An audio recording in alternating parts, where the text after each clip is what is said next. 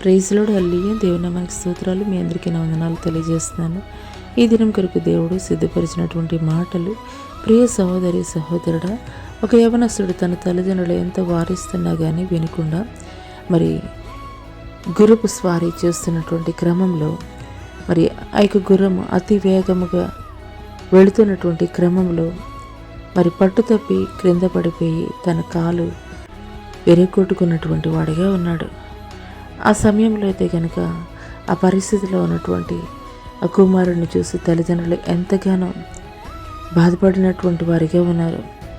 అయ్యో నా కుమారుడా, మేము ఎంతగా వారిస్తున్నా కానీ నువ్వైతే కనుక వినిపించుకోలేదు. మా మాటలు విన్నట్లయితే కనుక ఈరోజు ఈ పరిస్థితి ఉండేది కాదు అని మాట్లాడినప్పుడు ఆ యొక్క తండ్రి అయితే కనుక అంటున్నాడు, ఏది జరిగినా మన మేలు కొరకే అని. ఇలా కొన్ని రోజులు గడిచిన తర్వాత తాను స్వారీ చేస్తున్నటువంటి గుర్రం అయితే కనుక తప్పించుకుని వెళ్ళిపోయి కొన్ని దినాలు అయిన తర్వాత మరలా ఇంకో గుర్రాన్ని తనతో కూడా తీసుకుని వచ్చింది. ఆ సమయంలో కూడాను ఆ తండ్రి అయితే కనుక ఏది జరిగినా మన మేలు కొరకే అని అయితే కనుక మాట్లాడుతున్నారు. ఇలాంటి పరిస్థితుల్లో ఒకానొక సమయంలో ఆ యొక్క దేశం మీదకైతే కనుక శత్రు సైన్య సమూహము యుద్ధం చేయడానికి వస్తున్నారని తెలిసినటువంటి క్రమంలో ఆ యొక్క దేశ నాయకులు అయితే కనుక ప్రకటించారు. ఎవరైతే యవనస్తులు ఉంటారో ఆ యవనస్తులందరినీ కూడాను ఈ యొక్క యుద్ధంలో పాల్గొన్న నిమిత్తము యుద్ధానికి రావాలి అని పిలుపునైతే కనుక ఇచ్చారు. ఆ గ్రామంలో ఉన్నటువంటి యవనస్తులందరినీ కూడాను ఆ యొక్క ప్రభుత్వం వారు వస్తున్నారు, యవనస్తుల్ని ఆ యొక్క యుద్ధానికి తీసుకుని వెళుతున్నారు. అదే రీతిగా ఈ యొక్క యవనస్తుడి ఇంటికి కూడా వచ్చారు.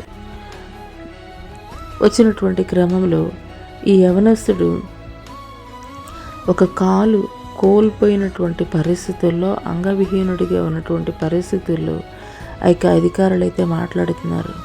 మాకు శరీర దారుఢ్యం కలిగినటువంటి వారు, ఏ విధమైనటువంటి శరీర లోపం లేనటువంటి వారు మాత్రమే కావాలి. నీ కుమారుడైతే గనక యుద్ధానికి పనికిరాడు అని ఆ యొక్క కుమారుడిని విడిచి వెళ్ళినటువంటి వాడిగా ఉన్నారు. ఆ సమయంలో యుద్ధం జరిగిన తర్వాత ఆ గ్రామం నుండి వెళ్ళినటువంటి యవనస్తుల్లో కొంతమంది అయితే కనుక వారి యొక్క ప్రాణాలు కోల్పోవడం జరిగింది. హల్లెలూయా. తండ్రి అయితే ప్రతి పరిస్థితుల్లో కూడాను మాట్లాడుతూ ఉన్నారు, ఏది జరిగినా మన మేలు కొరకే అని. అవును ప్రియ సహోదరి సహోదరుడా, నీ జీవితంలో కూడాను నీవు అనుకుంటున్నటువంటి దానికి వ్యతిరేకంగా ప్రతికూలమైనటువంటి పరిస్థితులు ఎదురవుతున్నటువంటి క్రమంలో కృంగిపోతున్నటువంటి స్థితిలో నీవు ఉంటున్నట్లయితే, అయ్యో నా జీవితంలో ఎందుకు ఈ రీతిగా జరుగుతుందని నువ్వు వేదన చెందుతున్నట్లయితే కనుక పరిశుద్ధాత్మ దేవుడు ఎగువదే కాల సమయంలో నీతో మాట్లాడుతున్నారు. సమస్తము మేలు కొరకే నీ జీవితంలో నేను జరిగిస్తున్నాను అని. హల్లెలూయా. ఈ యొక్క ప్రతికూల పరిస్థితుల వెనుక, లేదా ఈ యొక్క చేదైన అనుభవాల వెనుక, లేదా ఈ యొక్క వ్యతిరేకమైనటువంటి మాటల వెనుక దేవుడు ఏ మేలు దాచి ఉంచాడో నీ కొరకు, దేవుడు నీ కొరకు ఎట్టి రీతిగా ఆయనైతే కనుక బహుమానాన్ని సిద్ధపరిచాడు. నీ యొక్క జీవితాన్ని ఇతరుల జీవితాలతోటి నువ్వు కంపేర్ చేసుకోవద్దు. ఎందుకొరకనంటే నీకు ఇస్తున్నటువంటి ట్రైనింగ్ వేరు, వేరొకళ్ళు ఇస్తున్నటువంటి ట్రైనింగ్ వేరు. హల్లెలూయా. ఒక డాక్టర్కి ఇచ్చేటువంటి ట్రైనింగ్ వేరు, ఒక పోలీస్కి ఇచ్చేటువంటి ట్రైనింగ్ వేరు, ఒక ఆర్మీ జవాన్కి ఇచ్చేటువంటి ట్రైనింగ్ వేరు. ఇలా రకరకాల విభాగాల్లో రకరకాల ట్రైనింగ్స్ అయితే కనుక ఉంటాయి. అందరికీ ఒకే రకమైనటువంటి ట్రైనింగ్ అయితే కనుక ఉండదు. అదే రీతిగా ఎదుటి వాళ్ళ జీవితాల్లో వారి పట్ల ఏమి చిత్తము దేవుడు కలిగి ఉన్నాడో నీకు తెలియదు. వారి యొక్క జీవితాలతోటి నీ యొక్క జీవితాన్ని నువ్వు కంపేర్ చేసుకోవద్దు. నీ జీవితంలో నీవు అధికమైనటువంటి శ్రమలు, అధికమైనటువంటి వ్యతిరేకతలు నువ్వు ఎదుర్కొంటున్నావంటే అధికమైనటువంటి మహిమ, అధికమైనటువంటి ఘనతని దేవుడు నీకు ఇచ్చు నిమిత్తమే నీకు మరి ఒక ప్రత్యేకమైనటువంటి ట్రైనింగ్ ఇస్తున్నాడేమో. మనం విన్నటువంటి ఆ యొక్క కథలో అన్నీ కూడా ప్రతికూలమైనటువంటి పరిస్థితులే ఆ యొక్క యవనస్తుడు ఎదుర్కొన్నాడు.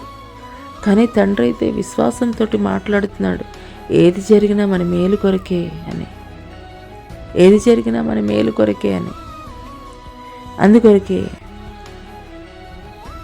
మరి తప్పించబడినటువంటి వాడిగా ఉన్నాడు. ఆ గ్రామంలో ఉన్నటువంటి వారిలో ఈ యొక్క కుమారుడు తప్పించబడినటువంటి వాడిగా ఉన్నాడు. నీ జీవితంలో నువ్వు ఎదుర్కొంటున్నటువంటి పరిస్థితులను బట్టి ఇతరుల జీవితాలతోటి కంపేర్ చేసుకొని నీవెందుకు కృంగిపోతున్నావు? హల్లెలూయా. పరిశుద్ధ గ్రంథంలో చూసుకున్నట్లయితే మరి ఒక సమూయేలుని ఒక ప్రవక్తగా నిలబెట్టు నిమిత్తమే దేవుడు తన చిత్తానుసారముగా అయితే కనుక ఏలీ తర్వాత ఆ స్థానాన్ని సమూయేలుకి ఇచ్చినటువంటి వాడిగా ఉన్నాడు. రాజులను అభిషేకించే నిమిత్తము గొప్ప ప్రవక్తగా నిలబెట్టాడు. అదే రీతిగా ఒక దావీదుని అదే సమూయేలు అభిషేకించాడు ఒక రాజుగా చేయబడు నిమిత్తమే. నీ పట్ల దేవుని చిత్తం ఏమై ఉన్నదో, నీ పట్ల దేవుని యొక్క ఉద్దేశం ఏమై ఉన్నదో, నీ పట్ల దేవుని యొక్క ఉన్నత ప్రణాళిక ఏమై ఉన్నదో, ఇతరుల పట్ల కలిగి ఉన్నటువంటి ఉద్దేశము నీ పట్ల దేవుడు కలిగి లేడు. ఘనముగా దేవుడిని నిలబెట్టాలని నీ జీవితంలో నువ్వు ఎదుర్కొంటున్నటువంటి పరిస్థితులు దేవుడు అనుమతింపచేశాడేమో. ఈ ఉదయకాల సమయంలో దేవాది దేవుడు ఈ మాటలు నా కొరికే మాట్లాడుతున్నానని నువ్వు విశ్వసించగలిగినట్లయితే నీ యొక్క జీవితాన్ని ఇతరులతోటి నీవు కంపేర్ చేసుకోవద్దు. వారి పట్ల దేవుడు కలిగి ఉన్నటువంటి ఉద్దేశాలు వేరు, నీ జీవితం పట్ల దేవుడు కలిగి ఉన్నటువంటి ఉద్దేశాలు వేరు. కాబట్టి నీ జీవితంలో ఎదుర్కొంటున్నటువంటి ప్రతి పరిస్థితిని కూడాను సమస్తము దేవుడు నా మేలు కొరికే నా జీవితంలో ఇవి అనుమతింపచేశాడు. ఈ శ్రమల అనంతరము నిశ్చయంగా దేవుడు నా పట్ల కలిగి ఉన్నటువంటి ఉద్దేశాలని, ఆలోచనల్ని నిశ్చయముగా నా పట్ల నెరవేరుస్తాడు. నిశ్చయముగా నన్ను తల ఎత్తువానిగా చేస్తాడు, ఘనముగా నిలబెడతాడు. ఇటువంటి దృఢమైనటువంటి విశ్వాసాన్ని కలిగి ఉండు. నీ నమ్మిక చొప్పునే దేవుడు నీ జీవితంలో కార్యములు జరిగించబోతున్నాడు. అటి కృప దేవుడు నీకు దయచేయనుగాక. ఆమేన్.